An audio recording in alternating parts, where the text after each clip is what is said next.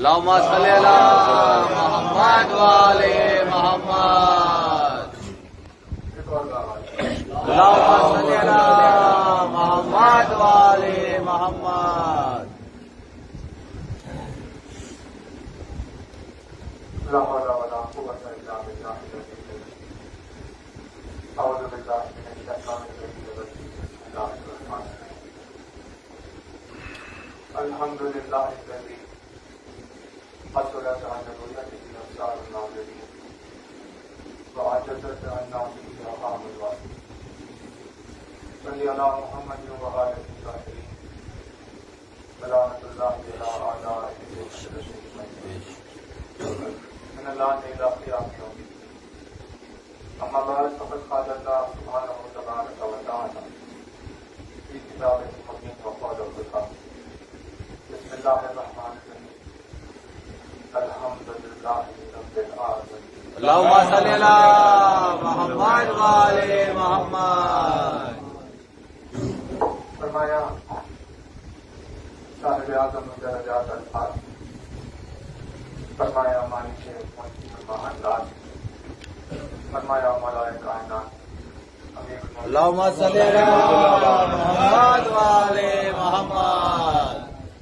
مولا کائنات کے دل مبارک و مقدس فرمان سے آپ کی خدمت میں ان مجالس اشراف کا آغاز ہے. اپنی اس بے مثل و بے نظیر حدیث میں مولا کائنات نے پروردگار عالم کے مزاج کے تعلق سے بیان فرمایا، اور اپنے اس فرمان میں مولا نے اپنے چاہنے والوں کے سامنے حقیقت رکھی کہ خدا بند عالم جب کوئی عمل انجام دیتا ہے یا جب اس کا کوئی ارادہ ہوتا ہے، جب پروردگار عالم کسی امر کا ارادہ کر کر اسے انجام دیتا ہے تو اس وقت خدا کے مزاج کا کیا حال ہوتا ہے، یعنی اس کا مزاج کیسا ہوتا ہے. اب اس فرمان کی آغاز سے پہلے آپ خدمت میں اس حقیقت کو آپ کی خدمت میں رکھیں کہ کوئی بھی کسی سے اس وقت تک خرید نہیں ہو سکتا جب تک کہ اس کے مزاج کو نہ پہچان کرے. یعنی پہلو میں بیٹھے رہنے سے قربت ثابت نہیں ہوتی، بلکہ قربت ثابت ہوتی ہے کسی کے مزاج کو پہچاننے سے. جو ایک دوسرے کے مزاج کو نہیں پہچانتے وہ چاہے بازو بازو بیٹھے ہو پھر بھی انجان لوگ ہوتے ہیں، اور اگر کوئی کسی کے مزاج کو پہچان لے تو سمندروں کے پار رہنے کے باوجود بھی اس کے قریب ہوتا ہے. مولا نے مزاج توحید کا ذکر اپنے چاہنے والوں کے سامنے اسی لیے کیا تاکہ مزاج کو جان کر، مزاج کو بوجھ کر بندے خدا کے قریب ہو جائے. کیونکہ خدا سے قرب کی یہ منزل فاصلے سے طے نہیں ہوتی. کسی انسان کی طرح، کسی مکان کی طرح کہ کوئی یہاں سے 1 کلومیٹر دور ہے اور ہم بھی وہاں پہنچ کر اس کے قریب ہو جائیں، کیونکہ خدا کے لیے فاصلے سے قربت کا سوال نہیں ہے. اسی لیے علی نے مزاج توحید کو بیان کیا، کیونکہ اللہ سے قریب وہی ہے جو اللہ کے مزاج کو پہچانتا ہے. اور اب اس کی توحید کے تمام ترین معجزات میں ایک یہ ہے کہ اس کی ہستی، اس کی ذات کوئی بھی مزاج نہیں رکھتی، اس کی ہستی کوئی کیفیت نہیں رکھتی. اس میں کسی طرح کا کیفیت ہو یا اس کے مزاج میں بشر کی طرح یہ تبدیل ہونے والی چیزیں ہوں، یہ ساری چیزوں کا توحید سے کوئی تعلق نہیں. لہذا مزاج پروردگار جب ہوتا ہی نہیں تو اس کیفیت میں کیا کیا؟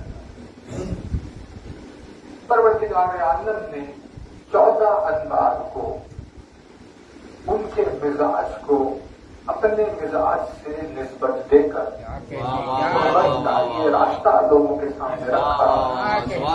जो इनके मिजाज को पहचानता है वो तौहीद के करीब होता है।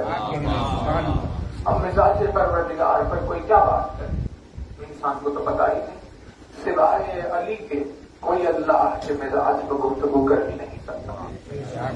तो मौला ने बताया अपने इस फरमान में कि वो अपने पैगाम को आगे पहुंचाता कैसे। फरमाते हैं क़यामत के जुमले बलागत देखिए मौजू गुमान तो कुछ और है, लेकिन दरमियान में आ जाए तो ये नौजवानों के लिए एक बहुत ही ज्यादा अहम पहलू बनता है। क्योंकि आजकल ये चल रहा है कि कॉलेज में, स्कूल में, ऑफिस में, कहीं भी आप बाहर या मजहबी मुबाहिसे बहुत ज्यादा हो रहे हैं।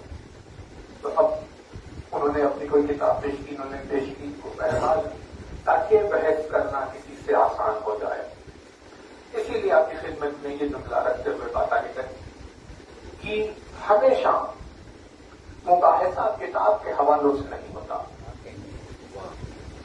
किताब का हवाला कोई माना रखता ही नहीं उस वक्त जब बात अक्ल में न आए। अक्ल उसे तस्लीम करने से इनकार कर रही है, तो अब 1000 किताबों में लिखा हुआ होगा, लेकिन अगर अक्ल नहीं मानती तो बात की कोई हकीकत नहीं। लेकिन अगर अक्ल तस्लीम कर दे तो फिर किताब पे हवाला हो या ना हो, इससे कोई फर्क नहीं पड़ता। लिहाजा सबसे ज्यादा बहस का बुनियादी पहलू यह है कि किसी की अक्ल को आमादा किया जाए, और उस आमादगी के लिए ये जुमला मौला का क़यामत है। क्योंकि मौला ने 2 लफ्जों में उसकी तौहीद के मिजाज को बयान कर दिया। मैं जिसके मिजाज को बयान करने के लिए जमीन और आसमान में अगर किताबें भरी हुई हो तो उसका मिजाज बयान नहीं किया जा सकता। वैसी हस्ती का मिजाज अली ने 2 लफ्जों में बयान कर दिया। ये अली की जबान के वो एजाज और मौजज़े हैं कि जबान के अल्फाज को सुनकर दलील कायम हो जाती है कि ये बोलने वाला रसूल का वसी और जानशीन है। अब किसी किताब की बहस नहीं होगी, क्योंकि किस किताब में लिखा कहा ऐसा कलाम जब कोई बोल रहा हो तो जाहिर सी बात है कि ऐसा कलाम बोलने वाला ही उसका जानशीन होगा जिसके लिए आयत आई हो कि बमा यंतिक़ु अनिल हवा, है ना।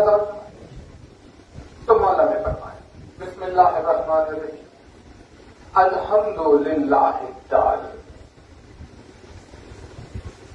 अल्हम्दुलिल्लाहि ताला 3 लफ्ज अल्लाह अल्हम्दुलिल्लाह को अगर आप अलग अलग करें तो 3, अगर अल्हम्दुलिल्लाह को एक शुमार करें तो 2 लफ्ज।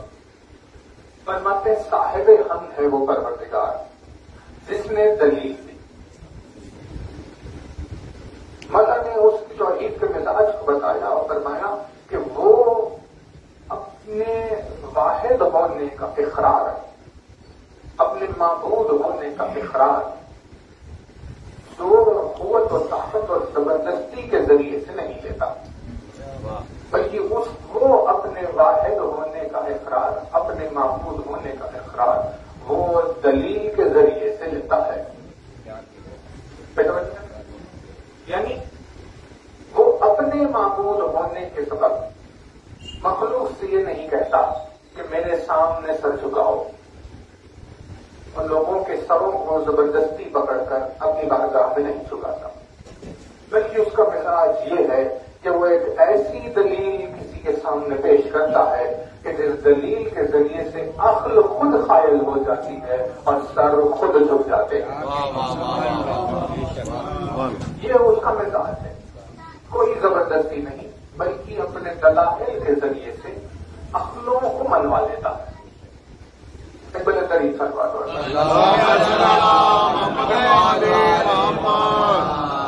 हैदरी सफदरी खैबरी शांति इमाम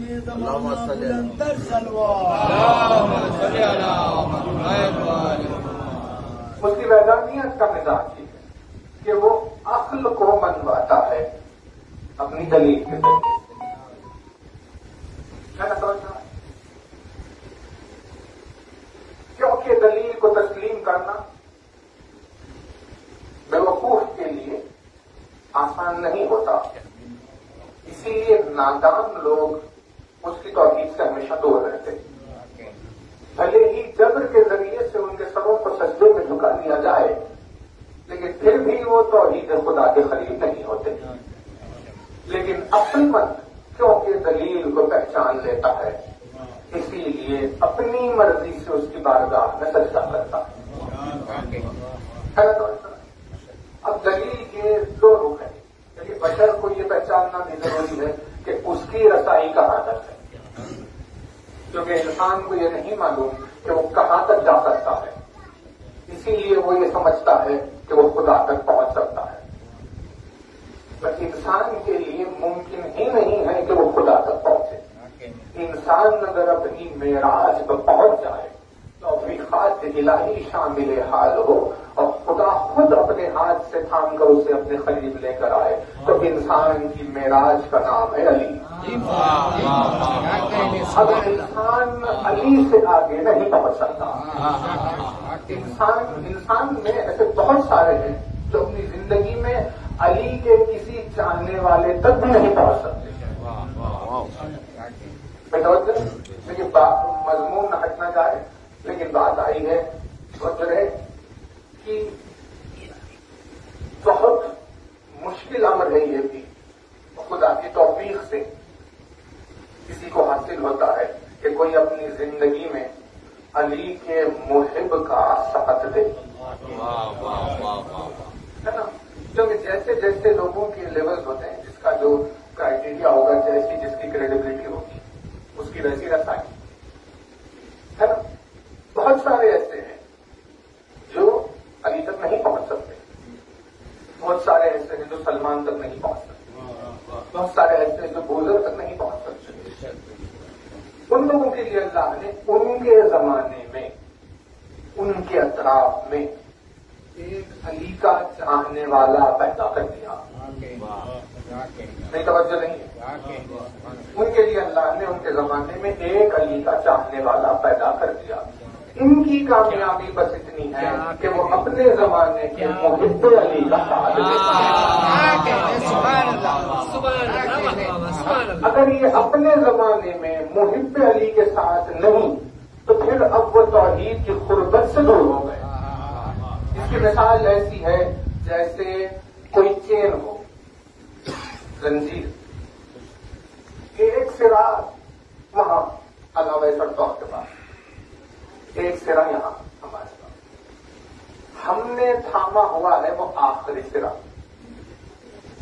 علاوے کو پہنچ رہا ہے وہ آخری سرا، اور درمیان میں موجود ہے کڑیاں، ایک کے بعد ایک کڑی جو جڑی ہوئی ہے، جس سے سلسلہ جاری ہے اور تھامنے والا علاوے سے جڑا ہوا ہے۔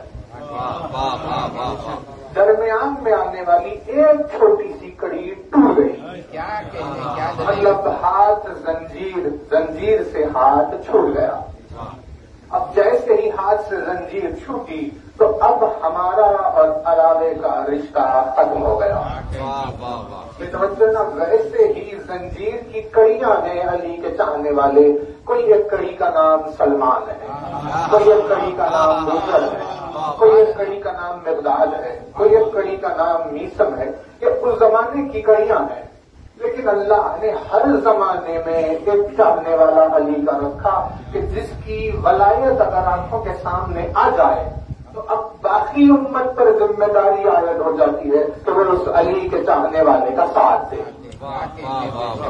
کیونکہ اگر اس کا ساتھ چھوٹا تو وہ زنجیر کی کڑی ٹوٹ گئی، اب وہ کبھی آگے نہیں بڑھ سکتا۔ میں سمجھ، تو اس سبب سے رسائی کا حاصل ہے۔ مولا نے اپنے جملے میں چاہنے والوں کے سامنے اس حقیقت کو رکھا کہ وہ ایک بہت بڑی معراج، جیسے سلمان و بوزر ہو، مقداد، میسمو، मालिक जैसी हस्तियां का ये लोग अपने हाथों से दामने अली थामे हुए हैं। क्योंकि अली का दामन थामे हुए हैं इसीलिए अल्लाह आपके करीब है। अगर अली दरमियान से हट जाए तो चाहे वो सलमान ही क्यों ना हो, खुदा तक नहीं पहुंच सकता। क्योंकि बशर, चाहे नबी, चाहे मलक, चाहे जिन, कोई भी खुदा तक पहुंच नहीं सकता। तमाम मखलूकात की मंजिल मुंतहा का नाम है अहले बैत अत्हार। यानी उन्हें थामा तो खुदा तक पहुंचे। तो अब मौला ने ये दलील की कैफियत सामने और फरमाते हैं कि दलाइल दो तरह के। जब कोई जात देखी, जैसे दुआए सबा में मौला का जुमला है जिसमें इरशाद हुआ अल्लाहुम्मा या मन दल्ला अला ज़ातिही बिज़ातिही, ऐ वो हस्ती जिसने अपनी ज़ात पर ज़ात को दलील बनाया। ज़ात को ज़ात पर दलील बनाया। इंसान की अक्ल का तकाजा ये है कि अल्लाह ने इंसान की अक्ल को 5 हवास दिए और इदराक के खातिर कायनात में अलामतें रखी, है ना। अलामत और हवास, इन दोनों के जरिए से अक्ल को हासिल होता है इदराक। जैसे मिसाल के तौर पर अक्ल के पास आंख और इस कपड़े का रंग सियाह,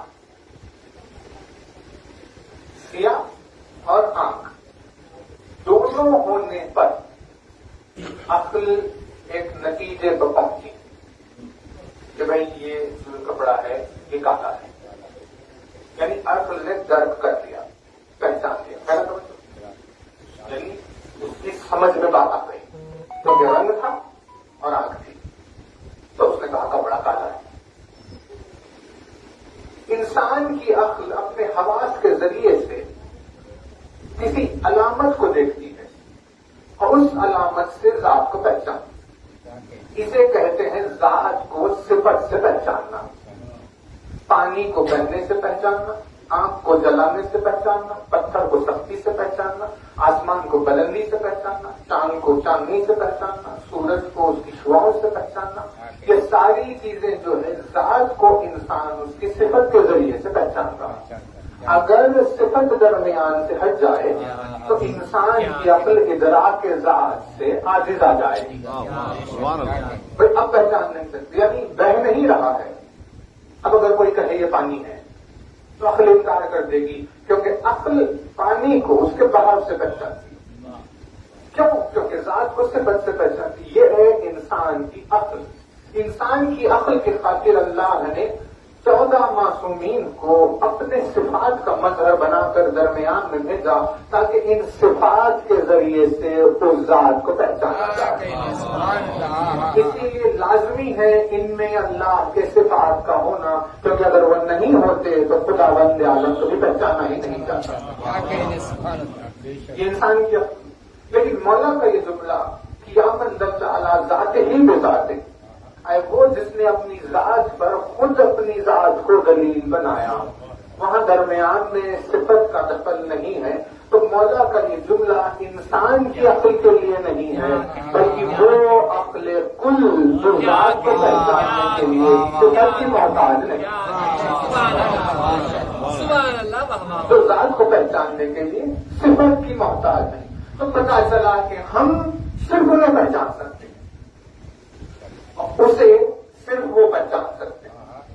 तो इसीलिए इसे दलील कहते हैं, दलील। अब आपकी खिदमत में इन मजालिस अशरा में जिस दुआ पर जिक्र होगा, ये दुआ इन्हीं दलाइल से होते हुए गुजरती है। दुआ का नाम है दुआए सिमात। کی خاصیت یہ ہے کہ اس سے امام محمد باقر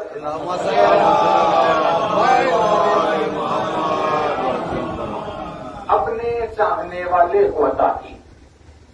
جب اس نے کہا کہ مولا دشمن مجھے بہت تنگ کر رہے ہیں، تو مولا نے اپنے چاہنے والوں کو دشمن پر غلبہ حاصل کرنے کے لیے ایک دعا عطا کی.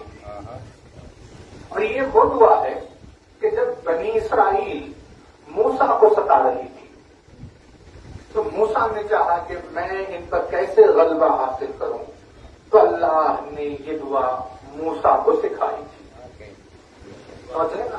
یعنی اہل بیت اطہار کی بتائی ہوئی دعاؤں سے اگر ہم گزرے تو ہمیں سمجھ میں آتا ہے کہ اہل بیت کے عطیے کو صرف ہم لوگوں نے حاصل نہیں کیا.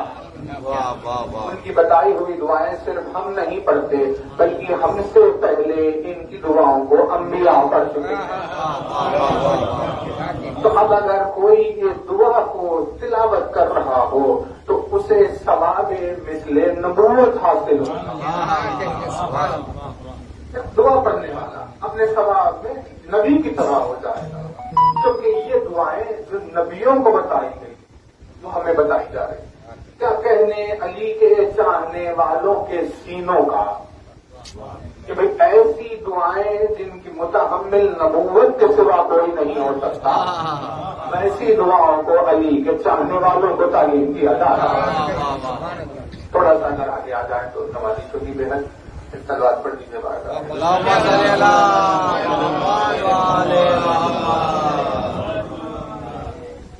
ارے حیدری یا صفدری یا خیبری یا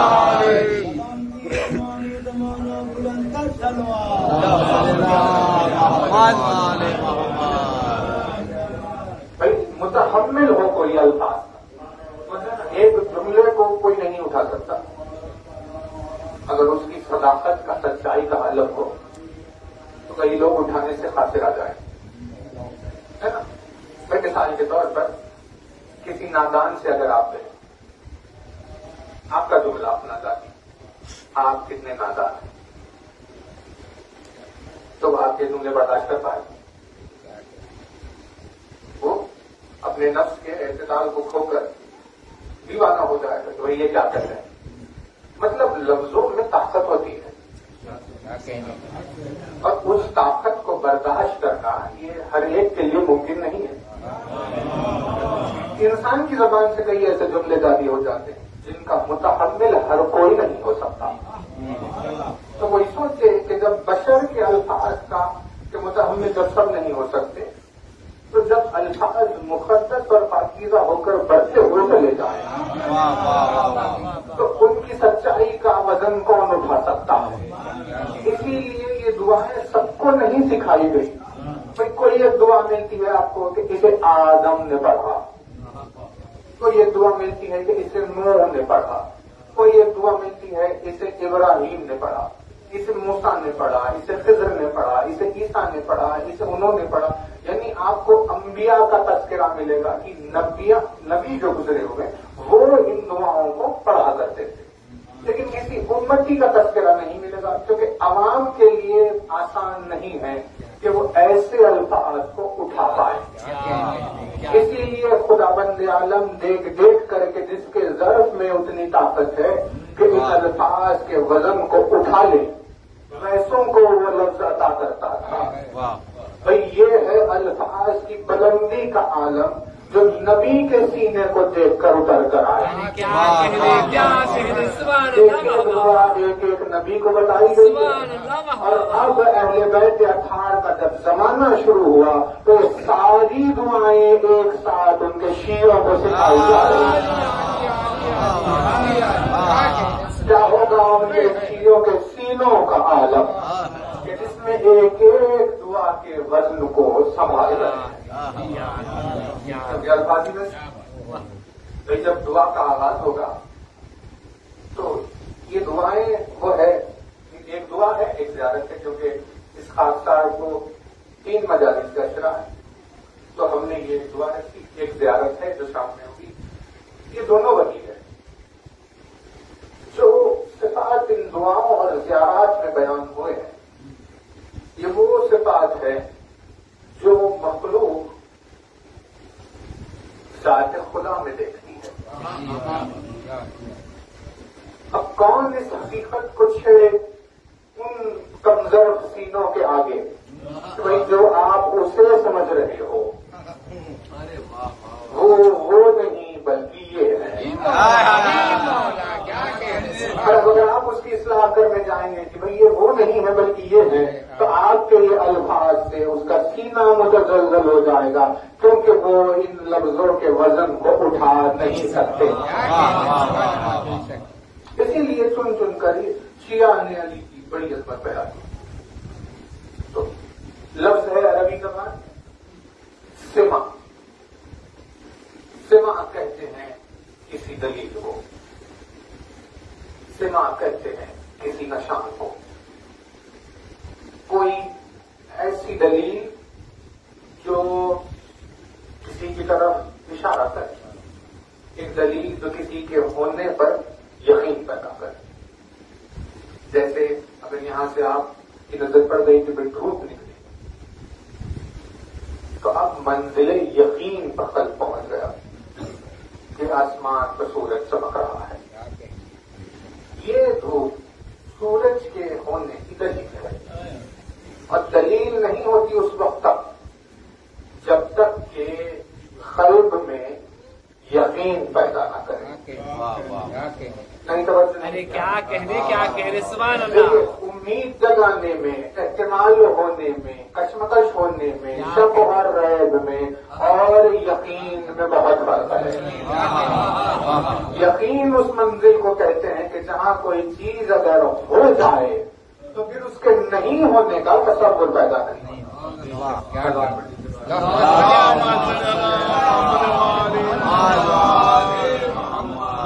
تو سما کہتے ہیں اس دلیل کو جس دلیل سے کسی پر یقین پیدا ہو.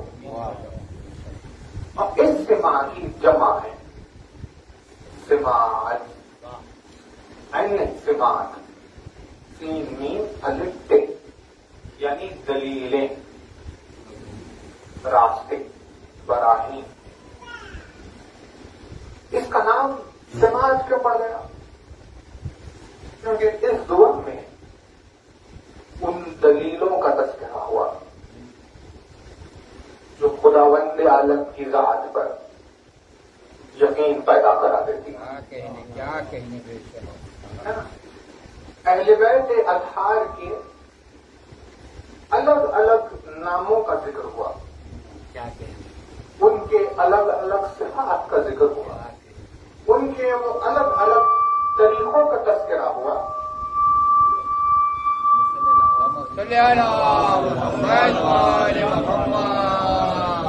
کہ جن کے ذریعے سے اس کی ذات پر یقین پیدا ہو.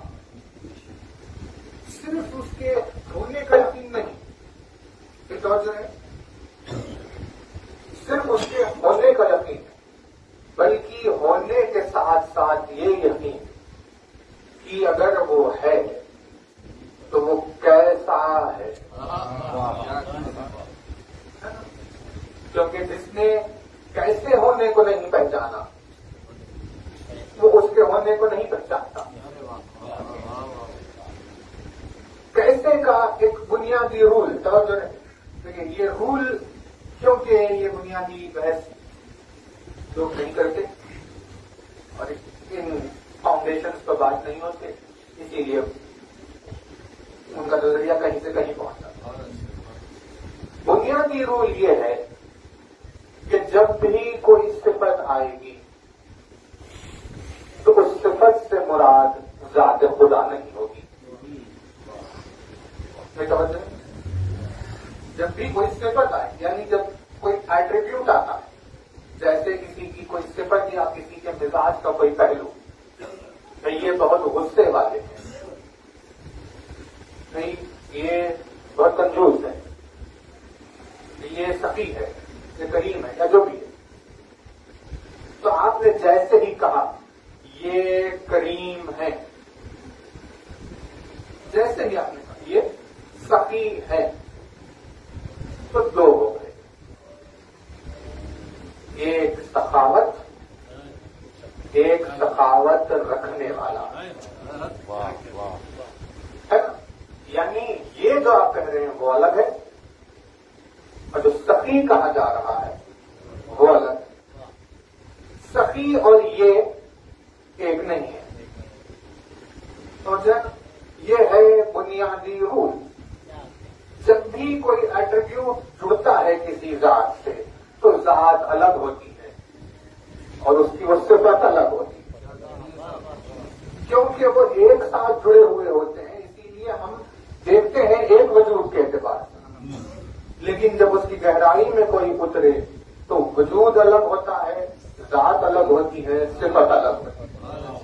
ویسے ہی خداوند عالم کے لیے بھی ذات الگ ہے, اس کے صفات الگ ہے.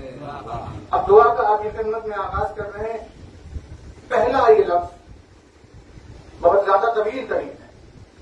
دعا کرنے والا خداوند عالم کی بارگاہ میں دعا کر رہا ہے واسطہ دیتے ہوئے, اے میرے پروردگار تو میری بات کو سن لے, تجھے ان کا واسطہ. آغاز ہوا بسم اللہ الرحمن الرحیم. اللہم انی اسألک باسمک العظیم العظم.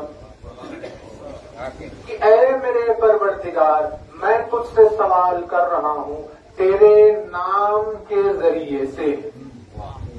میں توجہ ہے نا, جو ہی اس نے کہا تیرے نام کے ذریعے سے تو دلیل بن گئی تیرے اور ہے, تیرا نام اور ہے.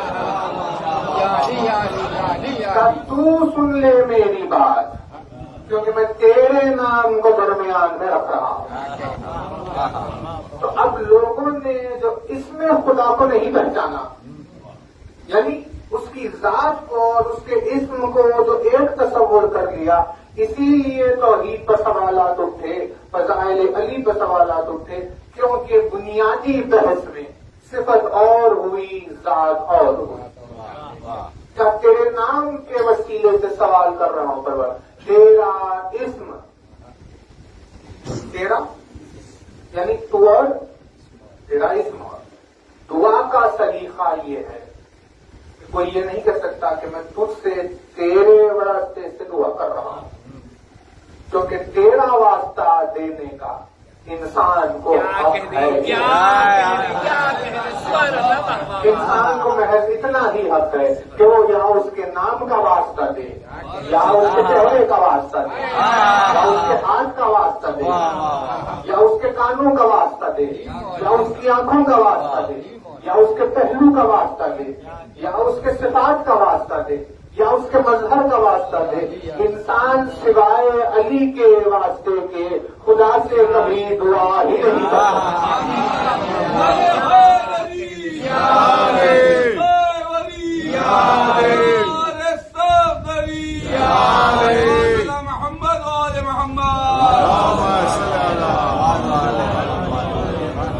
کبھی انسان دعا نہیں کر سکتا. انسان تو چیز ہی کیا ہوگی, انبیاء کبھی ان صفات کے بغیر خدا سے مخاطب نہیں ہو سکتے. تو کوئی بشر کے لیے کیا ممکن ہو کہ وہ خود سے دعا کرے. تو اب یہ پتا چلا کہ دلائل جو وحدانیت پروردگار پر ہے وہ معصومین ہے. اب انہیں کو اس نے کہیں اپنا اسم کہا, کہیں اپنا وجہ کہا, کہیں عین کہا, کہیں جج کہا, کہیں لسان کہا, کہیں حزن کہا, کہیں جم کہا, کہیں منظر کہا, کہیں مشیت کہا, کہیں ارادہ کہا. جب بھی کسی بھی صفت کا تذکرہ ہوا فوراً بات ان کی طرف مڑ گئی. یہ ان کی طرف مڑنا ہی تو اس کا عقل سے بری ہونا تھا.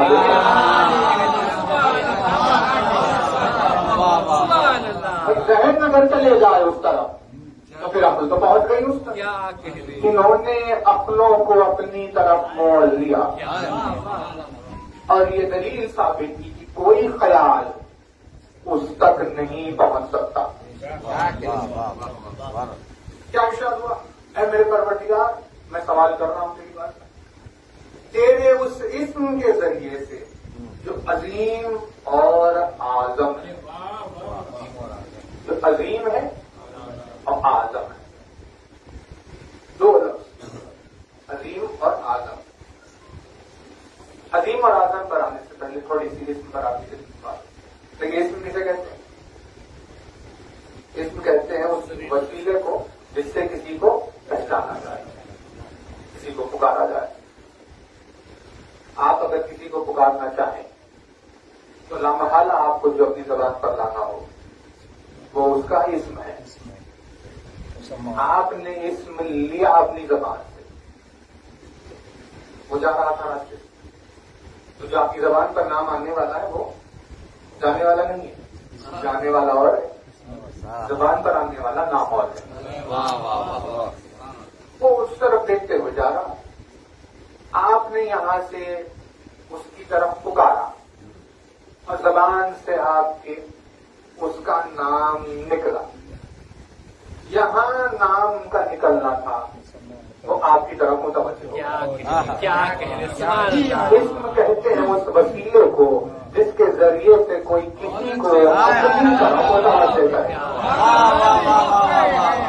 اسی لیے بندہ اپنے مسائل میں جب خداوند عالم کو اپنی طرف متوجہ کرانا چاہتا ہے تو اس کا نام زبان پر آتا ہے. بس لڑکڑاتے ہوئے قدم تھے, کوئی سامنے آنے والی مشکل تھی, کسی پہاڑ پر فتح کرنا حاصل تھا, یا زندگی میں کوئی مرحلہ کیا تھا, تمام مسائل میں گرفتار تھا, زبان سے نکلا یا علی اور اب اس کی ذات اس کی طرف متوجہ ہو گئی. بھائی کیا کہنے علی کی نام کی عظمتوں کے کہ وہ ذات مقدس جو کسی کی عبادتوں کا بھی محتاج نہیں.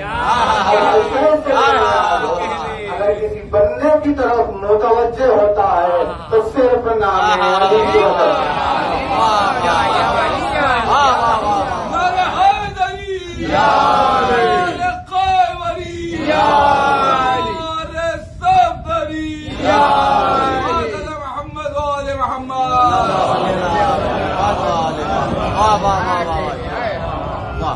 بے نیازی اس کی. اسم کی عظمت کو کوئی نہیں سمجھ سکتا, اس میں خدا کی عظمت کو کوئی نہیں سمجھ سکتا اس وقت تک جب تک کہ اس کی بے نیازی کو نہ سمجھے. جو اس کی بے نیازی کا عارف ہے وہی اس میں خدا کا عارف ہے. بے نیاز کسے کہتے ہیں؟ بے نیاز کہتے ہیں لا پرواہ کو. آج ہماری زبان میں بھلے یہ کسی عیب سے جڑا ہو, لیکن خداوند عالم کے لیے کوئی چیز عیب نہیں. بھائی لاپرواہ کہتے کسے؟ جسے کسی چیز کی پرواہ نہ ہو. اب انسان کے لیے اور بات ہے, بھائی گھر میں 50 مصیبتیں ہیں تو اسی لیے انسان کو ضروری ہے کہ اپنے گھر کا خیال رکھے. لیکن اگر کوئی گھر کی طرف توجہ نہیں کر رہا, گھر کا خیال نہیں کر رہا, تو لوگ اسے عیب کے طور پر کرتے ہیں, یہ تو لاپرواہ ہے نا. کیونکہ اسے ضروری ہے گھر کی پرواہ کرنا. لیکن خداوند عالم کے لیے لاپرواہ کے معنی بے نیازی کی معراج کی وجہ سے. مثال کے طور پر اگر کوئی محتاج ہو تو کچھ پرواہ کرے. مثال کے طور پر ہمیں لگتی ہے بھوک, اب ہم کھانے کی پرواہ کرتے ہیں. اب جسے بھوک نہیں لگتی وہ کھانے کی پرواہ کیوں کرے گا؟ ہمیں لگتی ہے پیاس, ہنسی ہمیں پانی کی پرواہ ہوتی, اس سے پیاس نہیں لگتی, اسی لیے وہ پرواہ نہیں کرتا. تو یہ کھانے پانی کی انسان کی مثال ہے.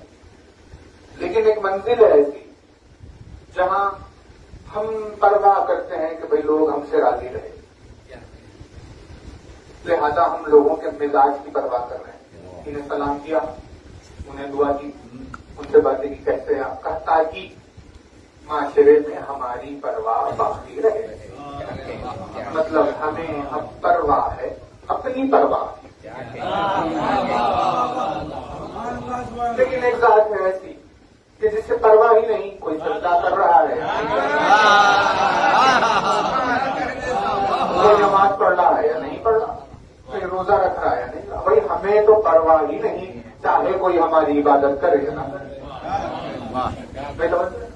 यानी बेनियाज ऐसा कि किसी चीज का ख्याल नहीं, कोई परवाह, यानी जहन पर एक लम्हे के लिए भी कोई टेंशन नहीं कि ये चीज सोचे, है ना? तो उसे कहते हैं समझ।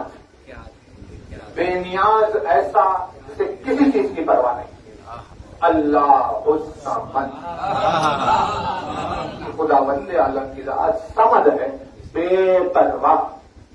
लेकिन कितने गौर की बात है कि भाई जिसके वजूद के बगैर ना कहकशां चल सकती है, ना कोई एक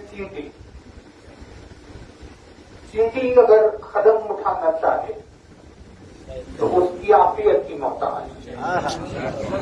कहकशां अगर कायनात में बिखरना चाहे तो उसके वजूद की मोहताज।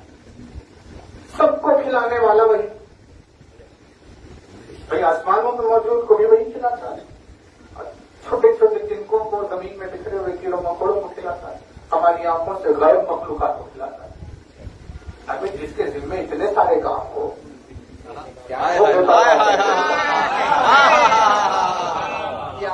यानी बेपरवाही की गुंजाइश में हम खुदा से आगे हैं।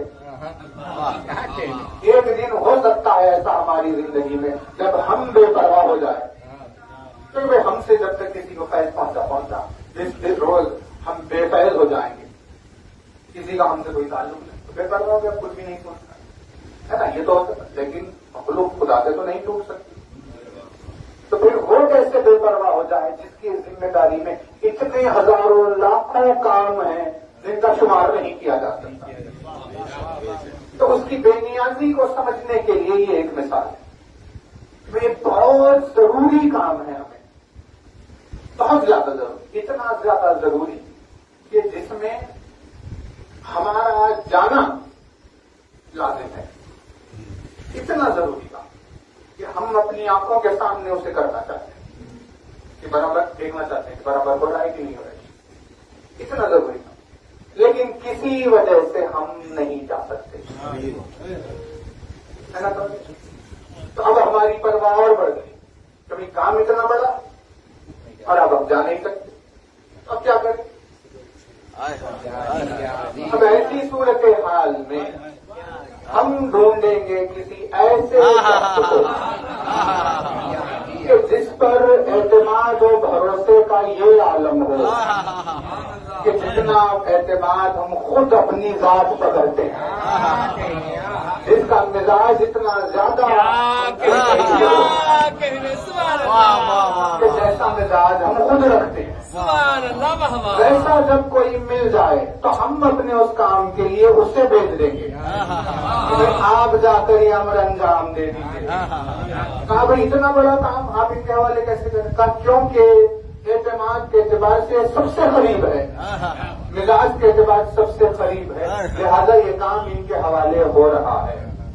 और जब हमने उनके हवाले वो काम कर दिया, अब इत्मीनान से बेपरवाह होकर बैठ गया, जब हमें उस काम की कोई फिक्र नहीं।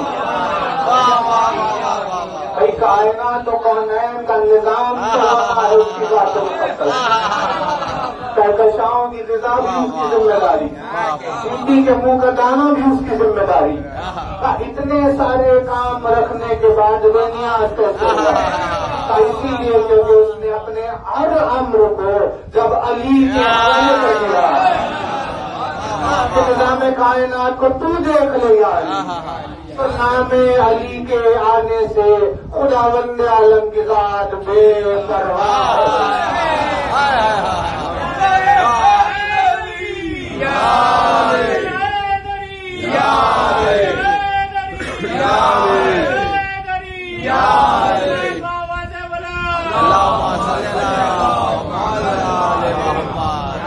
भाई कुरान मजीद की आयतों का एजाज है, नादान के लिए कोई क्या बात करे, लेकिन लोग अल्लाह समझ में अल्लाह को ढूंढ रहे हैं। जबकि अगर निगाह इरफान से देखा जाए तो अल्लाह समझ के बातिल में होने वाली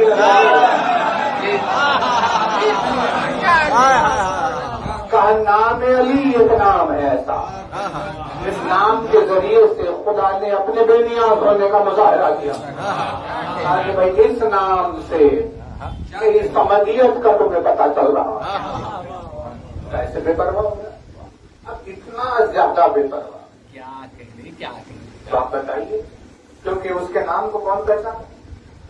صرف وہی جو اس کے مزاج کو پہچانتا ہے، جو اس کے نیاز یعنی اس کی بے پرواہی کو پہچانتا ہے.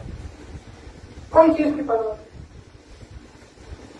ایک وقت گزر رہا ہے، اسے کوئی فرق نہیں پڑتا. ہمارے لیے مشکل، اگر موت قریب آ رہی، آخرت کا سامان جمع کرو، اسی پرواہ میں زندگی گزر رہی. اس کے لیے نہ موت ہے اس کے لیے، نہ حیات سے شروع ہوا، ذات میں اپنی ہے لیکن پیدا نہیں ہوا، نہ اسے مرنا ہے. وقت کا آنا جانا کوئی پرواہ نہیں، بھوک و پیاس کی کوئی پرواہ نہیں، صحت کی بیماری کی کوئی پرواہ نہیں. پھر معبود کائنات ہو کیا بے پرواہی کا حالت ہو. تو جب تو انگریزی میں دیکھیے زبان چیت میں آتی ہے، لوگ کہتے ہیں بھائی ایٹیٹیوڈ، یعنی ہم وہ پکارتے ہیں وہ نہیں سنتے. کیونکہ کنواں پیاسے سے بے پرواہ ہوتا ہے. پیاسے کو چاہیے کہ وہاں جائے، کنویں کی خدمت کرے، اسے منائے، اس کے لیے اپنے لیے پانی لے. لیکن کنویں کو پرواہ نہیں کہ کون آ رہا ہے کون ہے نا. یعنی جو جتنا زیادہ عظیم ہوگا اس کی بے پرواہی اتنی زیادہ ہو جائے گی. قرآن پڑھنے والوں سے بے پرواہ، کون پڑھ رہا ہے کون نہیں پڑھ رہا ہے اس کی فکر قرآن کو. پڑھنے والوں کو فکر ہونی چاہیے کہ بھائی ہم قرآن پڑھ رہے ہیں کہ نہیں پڑھ رہے ہیں. کیونکہ عظمت بڑھتی گئی بے پرواہی بڑھتی گئی. اب خداوند عالم کی ذات جیسی عظیم ہستی، اس کی بے پرواہی کا کیا عالم ہوگا. اب جو اتنا بے پرواہ ہو وہ کسی کے پکارنے کو کیا سنے گا. بھائی پکار رہا ہوگا وہ کوئی بھی، ہمیں کیا لینا چاہیے، تو اسے پکارتے رہنا چاہیے کیونکہ وہ ضرورت مند ہے. لیکن ہم ضرورت مند ایسے سمجھ اور بے پرواہ پروردگار کو ایک ادنا سا بشر جس نام سے اپنی طرف متوجہ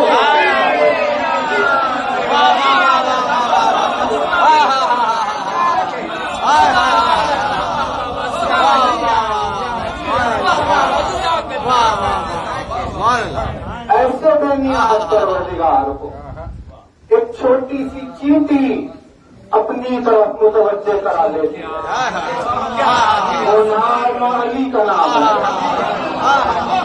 جو زبان پر اگر آ جائے تو کائنات و کونین کا بے نیاز خالق ایک ضعیف و ناتوان چیٹی کی طرف متوجہ ہو جاتا. جتنی زیادہ عظیم اس کی ذات اتنی زیادہ عظیم اس کی بے نیازی. اسی لیے دعا نے آغاز کیا، پروردگار تیرے اس عظیم اور اعظم نام کے ذریعے سے پکار رہا جو تجھے مخلوق کی طرف متوجہ کراتا.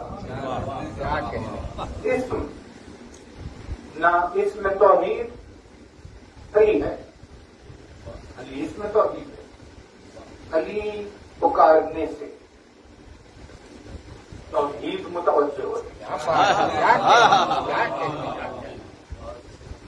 اسم دیکھیں وضاحت میں اسم کی یعنی کسے کہتے ہیں؟ متوجہ. اسے لفظوں میں قید نہیں کیا جا سکتا ہے نا. اے بی سی ڈی میں الف ب جیسے حروف میں اسے قید نہیں کیا جا سکتا کیونکہ اسے اس زمانے میں بھی پکارا جاتا تھا جب آواز و الفاظ نہیں تھے. یعنی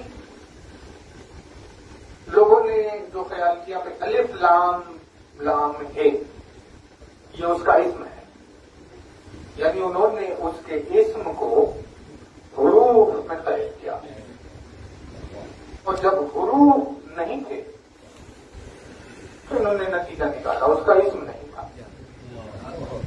بھائی حروف تو اب آئے ہیں، لہذا اسم بھی اب آیا. آواز کے بغیر پھر آواز کے بغیر، اسی لیے اسم زبان سے نکلنے والے اس لفظ کو نہیں کہتے بلکہ اسم اس ہستی کو کہتے ہیں جس کے ذریعے سے اسے متوجہ کرایا جائے. لیکن جب زبان کے اسم کی بات ہے توجہ ہے تو دیکھیے کوئی بھی ورڈ جو ہو اس کی 3 قسمیں ہوتی ہیں عربی میں. 3 قسمیں. ایک لفظ آ جائے، کوئی بھی ایک لفظ آپ لے لیجیے. آپ نے لفظ بیت کہا تو ان تینوں میں سے کہیں ایک جگہ آئے گا. وہ کیا ہے؟ وہ ہے حرف، فعل اور اسم. کلمے کی 3 قسمیں: حرف، فعل اور اسم. فعل یعنی ورب، اسم یعنی نام، اور حرف یعنی جیسے اب انگلش میں کنجنکشن ہوتے ہیں، پریپوزیشن ہوتے ہیں جو سینٹینسز کو جوڑتے ہیں، وہ ہے نا. وہ کیا ہے؟ وہ ہے حرف، فعل اور اسم. حرف کی خاصیت یہ ہے کہ حرف اپنے معنی خود نہیں دیتا. یہ حرف کی خاصیت. یعنی اگر آپ نے اللہ کہا، اللہ کے معنی ہے اوپر،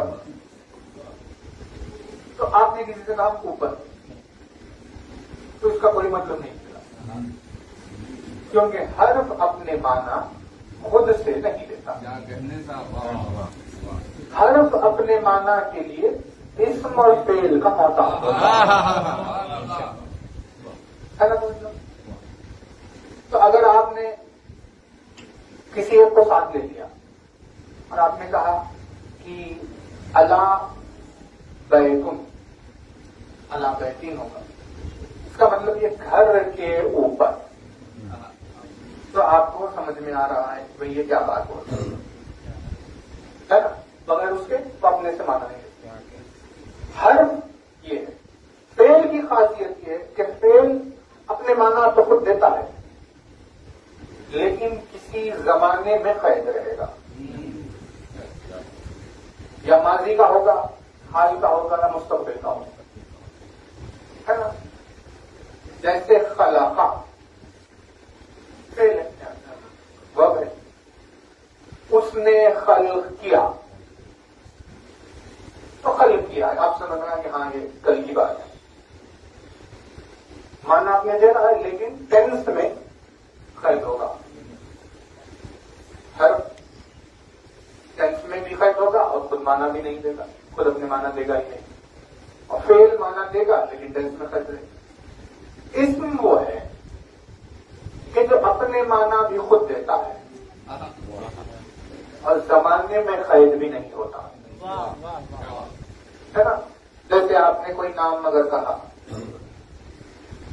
جیسے خدا بند عالم کے لیے اسم اعظم اللہ، آپ نے کہا اللہ، تو اس نے مانا بھی دے دی اپنے خود ہی سے اور کسی ٹینس کی بات بھی نہیں ہو رہی کہ بھائی کل تھا یا آج تھا یا کل ہے. کیا ہے؟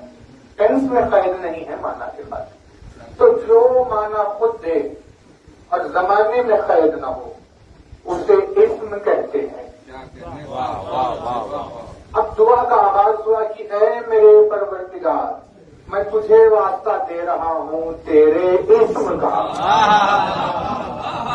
تیرے اسم کا یعنی وہ اسم جو مانا بھی اپنے خود دے اور وہ اسم جو کسی زمانے میں اگر قید نہ ہو جائے. یہی وجہ ہے کہ دعاؤں کو آدم بھی پڑھا کرتے تھے، ابراہیم بھی پڑھا کرتے تھے، اور آج ہم بھی پڑھ رہے ہیں.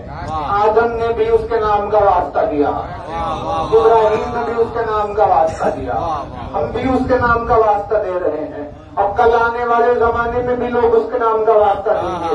تاکہ بھائی آدم سے لے کر قیامت تک سب کے سب اس کے نام کا واسطہ دے رہے ہیں. یہ کیسے ممکن ہے؟ کیونکہ آدم کا زمانہ کوئی اور ہمارا زمانہ کوئی اور آنے والا زمانہ کوئی اور کا، کیونکہ اسم پر زمانے کا اطلاق ہوتا ہے، اسی لیے جس زمانے میں پکارنے والا ہے وہ اس کے اسم کے ذریعے سے پکارے گا. یا علی مدد، یہ الفاظ زمانے میں قید نہیں ہوتے، تو ان لفظوں کے بعد آنے والا زمانے میں کیا قید ہے؟ بھائی جس کا بیٹا زمانے کا امام ہے خود اس کی ذات زمانے میں کیسے قید ہو کا پروردگار کے اس اسم کے ذریعے سے جو عظیم ہے اعظم. توجہ ہے دیکھیے مجلس تمام کرے. عظیم باب فعیل کا وزن بنتا ہے، اعظم افعل کے وزن پر بنتا ہے. انگریزی میں جیسے اگر آپ کوئی ایک روٹ اٹھائے، خواب دال رے، آپ نے ایک روٹ اٹھائی، اس سے لفظ بنا قدر، قدر اور قدر سے بنتے. اب اس سے ایک لفظ بنا قادر، قدرت رکھنے والا. اس کے معنی خواب ڈال رہے تھے قدرت کے، قدرت رکھنے والا، اس میں فاعل ہے نا. ایک لفظ بنا خدیر، قادر بھی ہے خدیر بھی. خدیر کیا کا خدیر وہ جو ہمیشہ قدرت رکھے، قادر وہ جو کبھی قدرت رکھ سکتا ہے کبھی نہیں رکھ سکتا ہے. خداوند عالم کے لیے لفظ قادر کے معنی میں قدرت نہیں رکھنا نہیں لیا جائے گا، کیونکہ اس کے ساتھ خدیر بھی ہے. خدیر یعنی وہ جو اپنی ذات میں قدرت رکھتا، جو جب تک ہے تب تک قدرت کے ساتھ رہے گا، جب سے ہے تب سے قدرت کے ساتھ رہے گا. قدرت اور اس کی ذات ایک دوسرے سے جدا نہیں ہوں گے. ویسے کے لیے پہلا ہے تو جیسے کاف بے رے اگر آپ نے لیا تو لفظ بن گیا کبیر، یعنی ایسا بڑا جس سے کبھی بڑائی جدا ہو ہی نہیں سکتی. اور اسی کا بے کو اگر آپ نے افعل پہ رکھا تو لفظ بنے گا اکبر، یعنی ایسا بڑا جس سے بڑا کوئی ہو نہیں سکتا. تو اگر اکبر اور کبیر واضح ہو جائے تو اعظم اور عظیم واضح ہو جائے گا. خداوند عالم کے اسم سے دعا کا آغاز ہوا کہ اے میرے پروردگار تیرے اس نام کا واسطہ تجھے دے رہا ہوں جس سے کبھی عظمت جدا نہیں ہو سکتی اور جس سے زیادہ عظیم کوئی ہو نہیں سکتا. اللہم انی اسألک باسمک العظیم الاعظم. دعا کا نام سماعت اور آغاز ہو رہا ہے اسم سے، کیونکہ اس کا اسم اس کے وجود کی دلیل ہے. اسم کے ذریعے سے وہ پہچانا جائے. پروردگار اعظم نے حکم اپنے بندوں کو دیا کہ دیکھو مجھے ان ناموں ہی کے ذریعے سے پکارنا. انہیں اس نے کہا اسماء الحسنی، میرے خوبصورت ترین نام ہے.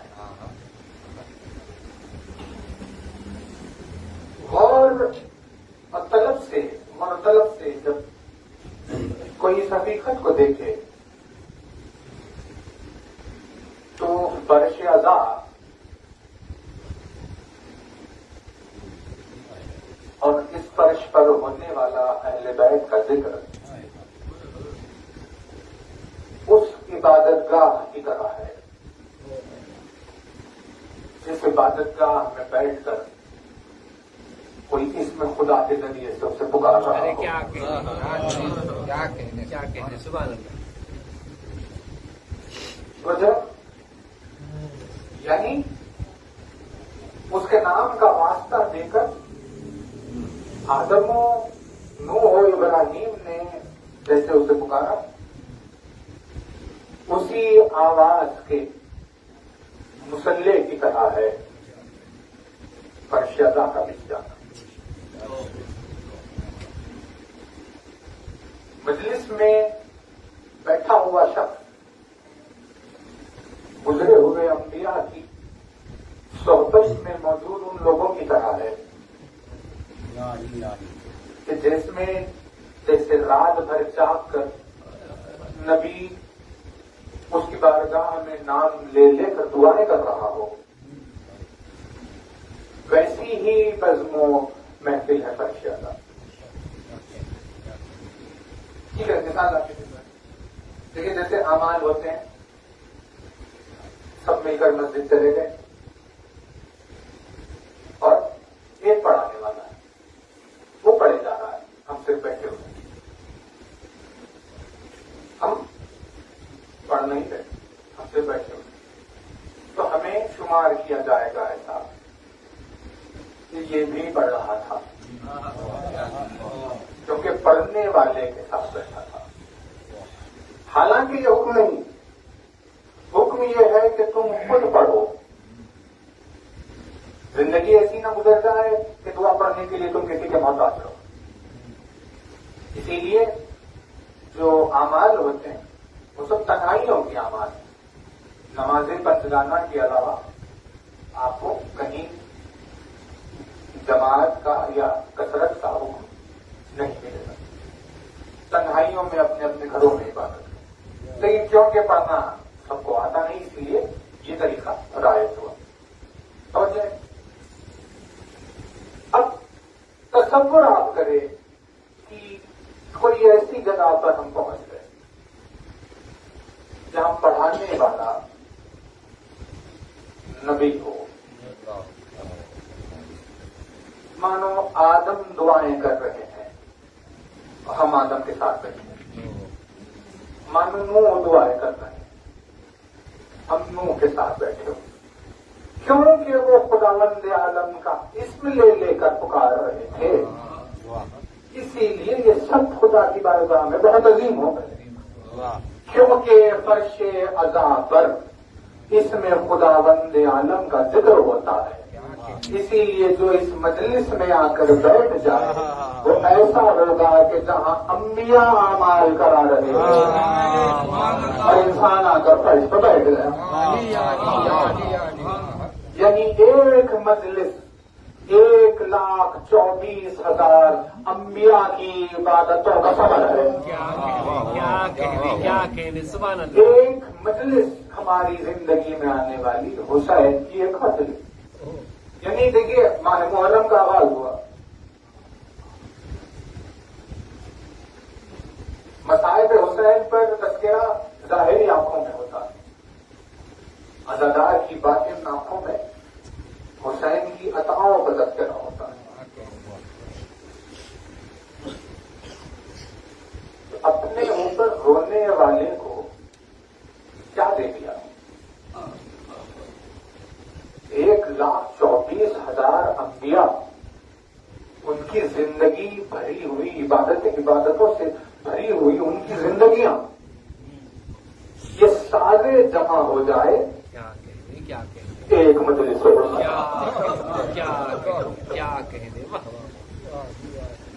اسی لیے حدیث نے کہا کہ بشر کو معلوم نہیں ہوگا کہ کیا دولت ہے اس کے پاس جب روز محشر خود اپنی آنکھوں سے دیکھے گا. کا ایک مجلس اور 1.25 لاکھ انبیاء کی عبادتیں سب میں شریک ہو گیا وہ جو ایک مجلس سے حسین ہوا. اب نہ جانے اپنی زندگی میں حسین نے ہمیں اپنی کتنی مجلسوں میں آنے کا موقع دیا. حساب اگر لگایا جائے تو کوئی نبی کی امت نہیں ہے ایسی جو ثواب کی اس منزل پہ پہنچی تھی جہاں حسین کے عزادار آ جائے. اتنی بڑی، اتنی عظمت، اتنا سب کہیے کیوں کر ممکن ہے؟ اس کی وجوہات کیا کا؟ ان کے تمام وجوہات میں ایک وجہ یہ ہے کہ اجازت لے لے کر فرشتے جس کے گھر میں باری باری داخل ہوتے ہیں اور اذن کے بغیر ملکوت جس کے دروازے کے آگے نہیں جا سکتا، وہ بھی اپنے گھر سے عزاداروں کے درمیان میں آ کر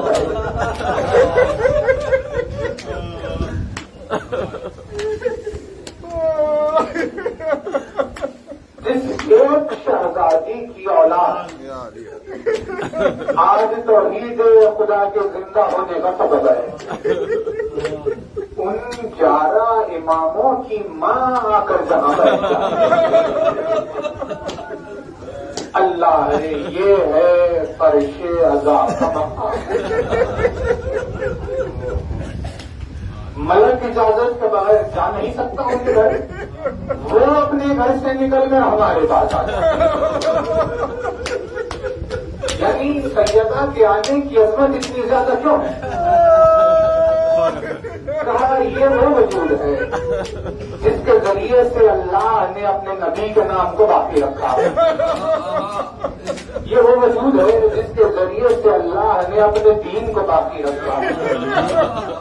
اگر سیدہ نہ ہو تو تصور کوثر ہٹ جائے گا، اب کوثر نہ ہو تو نبوت و امامت کا تصور ہٹ جائے گا، نبوت و امامت نہ ہو تو توحید خدا باقی نہیں رہے گا۔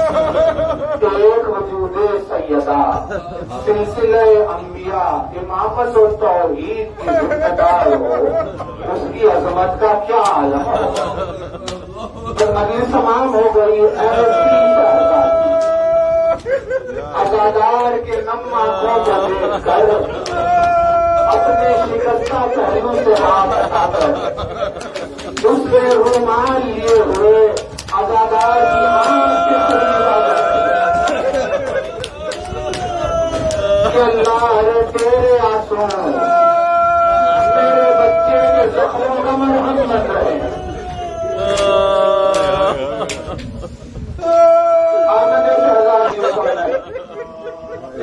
مجلس حسین پہ اتر آئے تو مولا اپنے چاہنے والے کو اس کی عظمت بیان کر رہے تھے۔ اب کیا درد کا عالم ہے، کیونکہ کیفیت شہزادی کونین کو صرف امام سمجھ سکتا ہے، اور امام نے اپنے چاہنے والوں کے دلوں کو جہاں تک مستحکم دیکھا صرف اتنے مسائل ان کو بیان کیے۔ امام نے کہا کہ اس جلتے ہوئے دروازے کے گرنے کے بعد ٹوٹی ہوئی مچھلیوں میں درد کا یہ عالم تھا۔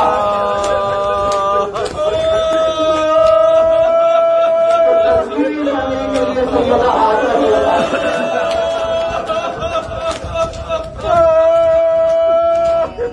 ٹوٹی ہوئی مچھلیوں کا یہ عالم تصویر ہے خدا کے لیے سیدہ ہاتھ بدل نہیں کرتی تھی، اس لیے امام اٹھ کر کھڑے ہو گئے منزل پر کہ تم نے آزادار کے روزے پر نہیں کرتا، اور وہ ہاتھ جو تصویر ہے خدا کے لیے نہیں اٹھا، وہ آزادار کو دعا دینے کے لیے اٹھ جاتا ہے، وہ ہاتھ اپنے روزے میں آنسو کو جمع کرنے کے لیے اٹھ جاتا ہے۔